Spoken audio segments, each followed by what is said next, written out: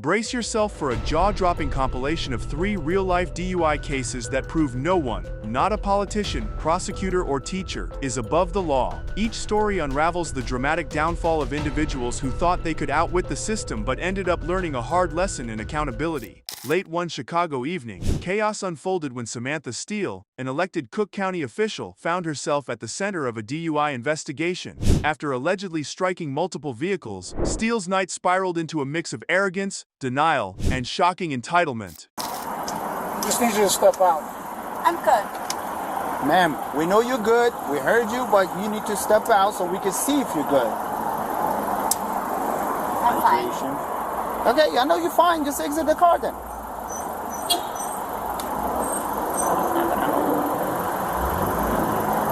I don't have to exit the car. Yes, you do. No, We're giving you a lawful order. You were involved in an accident. You're gonna have to, or we're gonna assist you, make you exit. I'll wait. So you better off I'll just wait exit. for my attorney. Are you going to exit or no? All right, you need to exit. I will be fine. Officers responded to the scene, only to be met with resistance from Steele, who made it clear she believed her position put her above the law. She sat comfortably in her car while waiting for her attorney to come to the scene and refusing repeated orders to exit her vehicle. The attorney is on her way. That's fine. Yeah, just telling you. What is she looking for? I have no idea. I've already got her driver's license here. I'm fine. It's fine. Ma'am, we need you to exit. It's not you telling us. We're not taking your word for it. With the scent of alcohol lingering and visible damage to her car, officers calmly explained the situation. But Steele, confident in her untouchability, she doubled down. She claimed her friend's on his way. We don't take nobody's word for it. We don't need that. I don't need that, Ari. I already told you We to put just that need away. you. We just need you exiting so we know you're good. You just got involved in an accident. It's like I did, but my friend is coming. If I go outside, I'm not going to be like so secure. And then my friend's coming. Secure. Everything is on video and audio recorded. I know. Despite their patient attempts, Steele remained obstinate, claiming she felt unsafe stepping out and that she was waiting for a friend, then later, an attorney, to arrive. But the officers told her safety is guaranteed as everything is recorded on audio and video. Yeah. So, can you exit? I can. Okay, please do. I'm waiting for you. With each passing moment, Steele's refusal to cooperate escalated tensions, forcing officers to consider physical removal. They gave her a last chance, warning her that they could force her out of the vehicle if need be. Her response? A smirk. Then she stated her political status, thinking it would rattle the officers. Ma'am, if you don't exit the vehicle, I'm gonna help you to exit. And you don't want that. You don't want that. I I'm do. an elected official. I actually do. Elected official of what? Cook County. The officers discussed the idea of forcing her out of the vehicle amongst themselves as she wasn't ready to comply.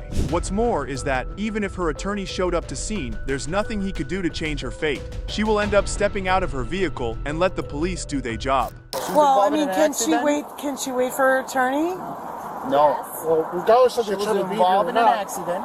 you still have to conduct a field Even sobriety. if the attorney is here, there's nothing he's gonna tell her. She was involved in an accident and we're doing our investigation. And obviously she doesn't want to. Ma'am. Moments passed by and her so-called attorney didn't show up to the scene, so she called him again, and he advised her to exit the vehicle pending the time he gets there. Eventually, the stubborn woman stepped out of her car. That's all you have to do. That's the attorney. He told her you have to exit. I think that's Okay, he told you to exit. you need to get out of the car. Yes, do that. That's all you got to do, and then wait for me. I'll be there in 10 minutes. I'm waiting for him? Once she steps out of her car, the cops asked her to hang up the phone, but she refused because her attorney is on the phone. Regardless, they need to carry on with the investigation. But Steele's resistance didn't end there. She refused field sobriety tests outright, leaving officers no choice but to place her under arrest. Fine. Now you can hang up the phone, ma'am. No. We're still doing our My investigation. attorney. Okay. Now, tell your attorney, since he's on the phone, are you going to do field sobriety tests or no? No. Okay. No, Are you being wait. arrested? You say no. I was waiting for that. I was waiting for that. We're waiting for that. You have to arrest her. Because she just refused. I asked her to do field sobriety test and she refused. During the arrest, the officers took note of the strong smell of alcohol on her. They gave her another chance to take a sobriety test, but she turned them down. Instead, she requested for her lawyer's presence, but the cops weren't buying it. And she smelled like alcohol. She's been drinking. Oh, so you've been recorded all this time. You've been recorded. Yeah. All right. Okay. No, I need You my want to do attorney. field? You want to do I field? need my attorney. He's on the. here. He can hear I'm you. here. They're arresting me. She's. Okay. I'll be there in 5 minutes. They just would wait 5 minutes. until I get there. He's not gonna wait. Let's go. You've been transported. No, She's not doing the I'm field not sobriety going. test. I'm not going. She's under arrest right Give now. her my purse. Take her Here, purse. this is the purse. Thank you. Thank you. I'm not going. Okay. 063. Let's hold on. 31. Wait. Can he go? Let's go. Can you give him 5 minutes? I'm not that. No, we're not giving him any minutes. Once she noticed how serious the officers were about arresting her, she finally agreed to do the sobriety tests. But before they began the test, they asked if she'd sustained injuries during the collision, and she claimed she hit her head. Okay, you good? I mean, I cannot see like. All right. So now, how's your head? You have any injuries? Your I head is hit good. my head You hit your head? When? when I hit the car. When you hit the car, did you lose?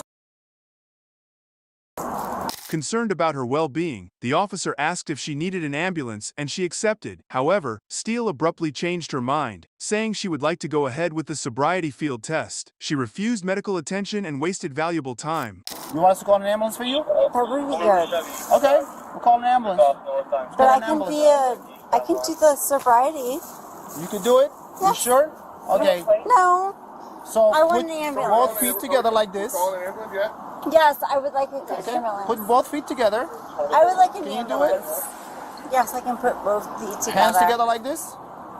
Inside her vehicle, officers discovered an open half-empty bottle of wine, another blow to her defense, which means the smell of alcohol was not a mistake, further solidifying the charges against her. Good stuff.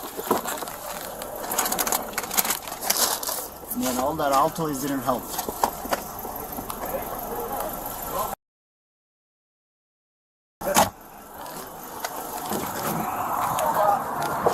What's her name? Here, I got it. Steele insisted that she didn't drink and drive, even as the evidence piled up. Her attorney arrived just in time to witness her being taken into custody. He advised her not to say anything, his tone betraying frustration at the situation she had created. Sir, she's been placed in custody for driving under the influence of alcohol. She struck a bunch of vehicles right there. And that's her open bottle of wine in the car. So, I didn't drink it. Say anything. Don't say anything. yeah, listen to him. Has she been Mirandized? Is she No, under arrest? No. we're not Mirandizing her or nothing. She refused the field, so now we're gonna take her. She's gonna go to an ambulance, and then they're gonna go with her. Steele's bold attempt to leverage her political clout failed spectacularly. As the officers transported her to the station, she would probably feel she was being unfairly targeted. Meanwhile, the damaged vehicles she left in her wake were being towed, and the incident was fully documented on body cameras. And we still gotta do. How many cars did she crash into, apartment? 2 cars. Our car is undrivable, so we have to tow it from the scene. You want to talk to the EMTs? All right, Yes. right here. Over there, please. Thank you, Sam. What began as a routine DUI investigation turned into a glaring example of how power and arrogance can collide. Samantha Steele, the night ended in handcuffs, her claims of immunity replaced by the sobering reality of accountability. That was me. We're recording too. We told you, right? Yeah, we did. Yeah. 7263. I'm gonna go over there and record this. One sunny afternoon in St. Ann County, chaos unfolded when Dustin O'Brien, a prominent chief deputy district attorney, found himself at the center of a DUI investigation. Officers responded to a scene where a truck had struck a wall and been abandoned. Witnesses and doorbell camera footage described a man matching O'Brien's appearance stumbling away from the vehicle. When officers located him nearby, the story took a strange and dramatic turn. So Mr. O'Brien was standing out here as I was driving by. Obviously his truck is on scene. Hit a car. They have ring camera footage. They described him to a T. Red and black, blue flannel shirt, brown flip-flops, brown shorts. Can smell alcohol in him, and he seems kind of disoriented. When police approached O'Brien, he appeared disoriented but confident. The officer asked him if he was involved in an accident, but O'Brien denied firmly, despite evidence to the contrary. Officers noted his slurred speech and his unsteady demeanor. Still, he insisted he was fine and had no recollection of any incident. Hi, Mr. O'Brien. How's it going, sir? Are you okay? Are you okay, sir? Yeah. Okay. Were you involved in an accident, sir? No? Okay. Are you sure? The cop reviewed doorbell footage from a nearby residence, which showed O'Brien walking away from the damaged truck just moments earlier. His vehicle, heavily dented and resting at an awkward angle, had clearly been in a collision. The homeowners pointed out damage to their retaining wall and even a flattened watermelon patch. So, Mr. O'Brien, we found your truck, okay? There's camera footage saying it hit a wall. Are you sure you're okay? Were you involved in an accident? No? Despite the mounting evidence, O'Brien continued to deny involvement. At this point, the best the officer could do was to call his supervisor. Okay, Mr. O'Brien, can you have my supervisor come down and speak with you, okay? All right, sir. Let me give him a call, because I don't want to put this over the radio. I'm going to give him a call, so I don't have to put it over the radio, okay? The officers, maintaining professionalism, asked O'Brien to undergo field sobriety tests. At first he hesitated, stating he'd rather return to his car. Fireman, are you willing to do standard field sobriety tests? I'd like to go to my car. Huh? I'd like to go to my car. You'd like to go to your car? Yeah. I'll do them there. Okay, I don't have a problem with that. Is that okay, sir? He said he'd rather do them at his car. Okay. You don't have any weapons on you, do you, sir? Okay. Do you mind if I do a quick pat search? No. Okay, just to check for weapons, that's all that is. Okay, if you want to turn around.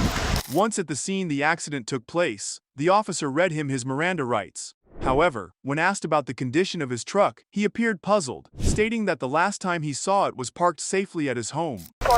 Sorry, so you don't know how your truck got here? Or do you get permission from anybody for your truck to drive? Okay. When was the last time you saw your truck? In my front yard. Was this around the same time at 8? Probably. Okay, and that was this morning. When asked how much he had to drink, O'Brien claimed he had a couple of drinks at home earlier that morning. As the investigation unfolded, O'Brien's lack of memory became a central theme.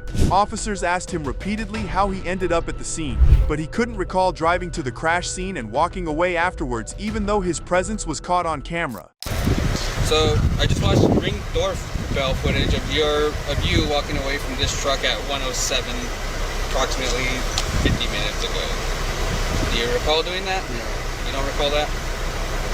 Okay. Walking away afterwards, even though his presence was caught on camera. Eventually, he agreed to participate. The tests didn't go well. O'Brien struggled to maintain balance, missed instructions, and failed to complete basic tasks. His attempts to explain his condition were vague, only adding to the growing suspicion of intoxication.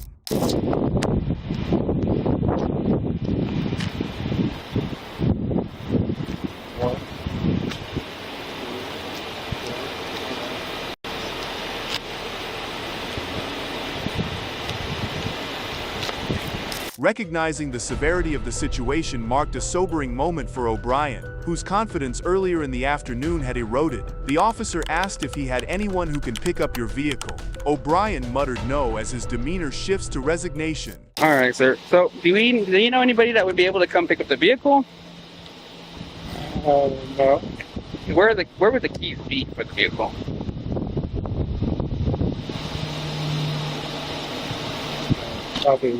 Probably in it? Okay. After gathering sufficient evidence, officers placed O'Brien under arrest for driving while intoxicated and leaving the scene of an accident. They double-checked the cuffs to ensure his comfort, and one officer calmly advised him of his rights. Based on what we've seen, you're going to be under arrest for DWI. And double lock these so I don't get any tighter on you, okay? You can just face the unit over here. The homeowners provided the footage they had captured, offering a clear picture of what had transpired. They claimed they didn't have a footage of him driving the truck, but they captured him leaving it. It wasn't of the vehicle coming in, it was him walking away. After. We didn't catch him driving it. Does he get out of the truck or what is yeah. It's like him walking away. Well, I'll show you the video. It's like just him walking away. Walking away from the truck? Yeah. The homeowners, still rattled from the close call, expressed their concerns. One pointed to the gas line near the damaged wall and said it could have been a lot worse. Even their dogs were at risk of being hit by O'Brien's truck. Came from? Yeah, he's saying he doesn't remember, so I don't know. That's the scary part because it was so close to our house. We have a gas line right out front too. Right. So well, it could have been a lot worse. Thank God he didn't even just run in right here. Because our dogs are literally like right along this wall. Right. O'Brien was placed on administrative leave pending the outcome of his trial. His story became a cautionary tale of how even those entrusted to uphold the law can find themselves on the wrong side of it. On a chilly January evening in Lake Forest, Illinois, 46-year-old Becky Miranda, a second-grade teacher, was pulled over by local police. Her car was observed swerving across the double yellow line, nearly veering into oncoming traffic. Officer Cordova initiated the stop after witnessing Miranda's car repeatedly cross into the opposing lane. Hi, Officer Cordova, Lake Forest Police Department. Is everything okay? Okay. So the reason I stopped you, you almost went through that red light at Deer Path and Golf, and then while I was following you, your driver's side tires crossed over the solid yellow line in the middle there. The encounter began with routine questions. However, it spiraled into an escalating confrontation as Miranda's reluctance to cooperate revealed a startling tale of denial, defiance, and unexpected consequences. When asked for her driver's license and insurance, Miranda responded with noticeable frustration. Can I have a driver's license and insurance, please? Absolutely. Why is that? She fumbled through her belongings and challenged the officer's reasoning for pulling her over. Then she snapped and asked why he pulled her over because she wasn't speeding. Okay. Well, I'm not pulling you over for speed. You have my license. As the interaction continued, her slurred speech and glossy eyes became increasingly apparent, prompting the officer to ask if she had been drinking. Miranda firmly denied it, but her behavior suggested otherwise. Have you been drinking today? No. Okay. Well, I'm not stopping you for speed. I did that. The officer calmly explained the erratic driving and lane violation, but Miranda dismissed the concerns. She kept ranting on top of her voice. My car. You have my insurance. Well, why are you... I'm just looking at your insurance. Why are you yelling at me? You are trying to get in my face. Like, you have my stuff. Thank you. Despite multiple requests, Miranda refused to exit her car for a field sobriety test, citing embarrassment and insisting she was fine. She kept protesting, adding that she couldn't be seen by anyone passing by. I'm not going to do this on this road. Okay, so from testing, if we move to the next road. Absolutely. Okay, I'm not doing this on this road. I'll work with you, but we can't let you drive your car to that road then. The officers assured her the location was discreet and offered to conduct the test behind her car. Miranda was reluctant as she was worried about her public image. I have my car blocking our view. No one can see. No one's going to be able to see. And I want to check your eyes and just put you through 2 other fields after that. Eventually, she agreed, stepping out of the vehicle with visible hesitation. But that was because the cops threatened to take the issue to a higher level. Going to the station. Alright, so this is your only option is to do this here. So please step out of the car so you can do this.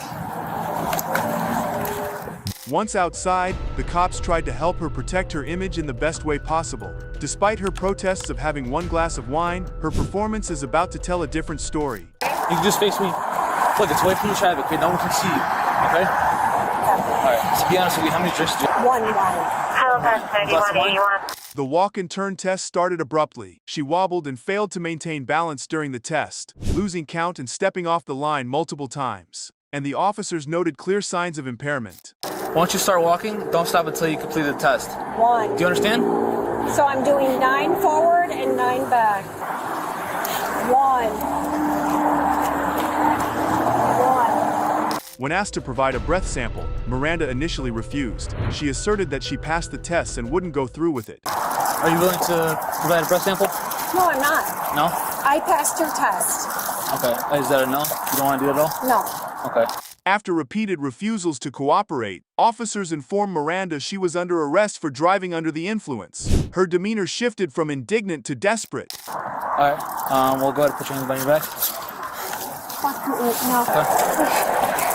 Seriously, guys, come on! I'm a teacher in the area. I passed your test.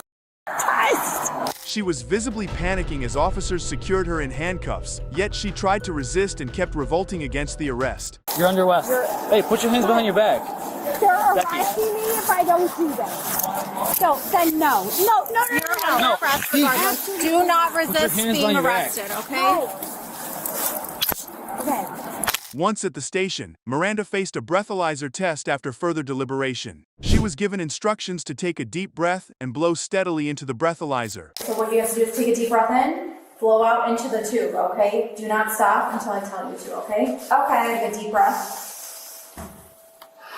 Keep going, keep going, keep going. You're doing great. Keep going. When the result came out, she registered a blood alcohol concentration of 0.4, nearly twice the legal limit. Her reaction was a mix of shock and indignation. So just evaluate like 30 seconds. Right.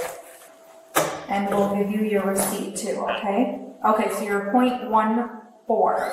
So that's over. That's almost double the legal limit, okay? And sometimes. Officers explained the process of her impending charges, including DUI and improper lane usage. As she was booked and photographed, Miranda continued to lament the potential impact on her teaching career. But I need to know the repercussions. Like, I can't have people looking this up. I can't have people searching for me and finding this information. Well, people can search up anything. Miranda's car was impounded, and she was informed she could retrieve it the following day after paying a fine. Officers maintained professionalism, explaining the legal process and encouraging her to contact a lawyer. Alright, so you have the right to remain silent. Anything you say can and will be used against you in the court of law.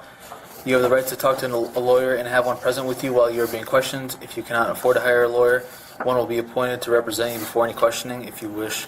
As the night wore on, Miranda's initial defiance gave way to quiet reflection. She was eventually released on bond, left to contemplate the fallout of her actions as she finds her way home. Okay, so if we pay the fine tonight, how are we paying that? I don't know. Cash, credit card, whatever. Let's talk to your supervisor. I will need once to we get this done. worked out. Yep. So where am I going to pay this? To your left. I'll show you.